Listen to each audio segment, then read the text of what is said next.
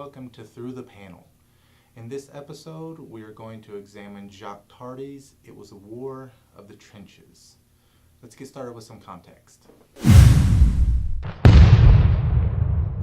World War I was a horrific event, the likes of which the world had never before seen. Casualties from World War I totaled more than 40 million, both civilian and military. This included 18 million dead and more than 22 million wounded. And as much as World War I is known for its devastation and violence, which would later be eclipsed by World War II, it is also known for trench warfare, particularly on the Western Front, the horrors of which are manifested and captured in the graphic novel by French comic artist Jacques Tardi. It Was a War of the Trenches was originally pre-published in As Suavere, a Franco-Belgian comic magazine, as a series of stories and published in graphic novel form in 1993 in France.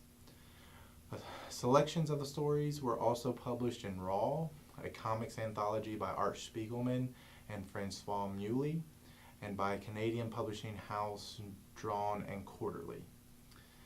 In 2010, it was translated into English and published in graphic novel form by Fantagraphics.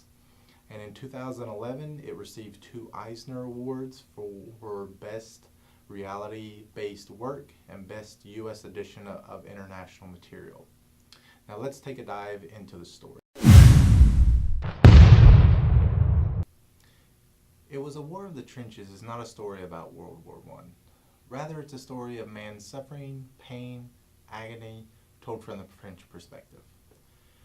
Jacques Tardi was inspired to write and illustrate this story based upon stories that he heard from his grandfather, a World War I veteran.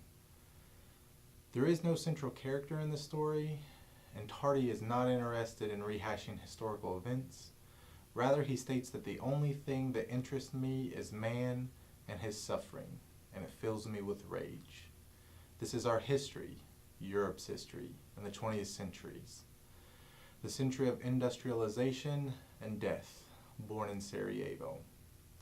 It Was a War of the Trenches captures the suffering through a collection of different stories that encompass the horrors of the trenches, the fear, the anxiety, the longing for home, the brutality of war, and ultimately how human life is considered disposable in times of war.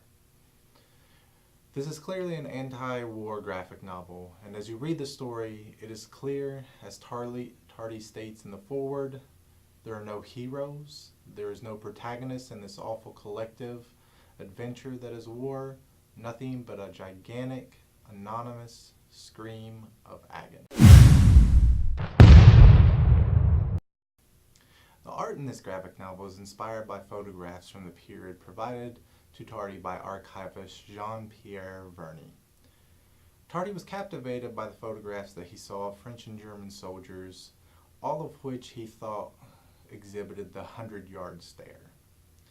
Tardi said that regardless of the pose of the soldiers, that the fear and anxiety always tended to shine through.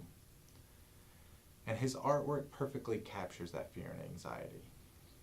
As the reader, you're able to connect with the soldiers and see that fear and anxiety all throughout the graphic novel.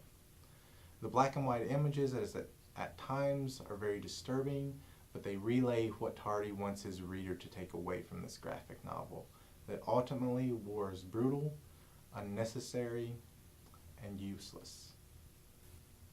In all, I really enjoyed this graphic novel. I found the story and the artwork captivating. Have you read It Was a War of the Trenches? If so, let me know what you think of it in the comments section.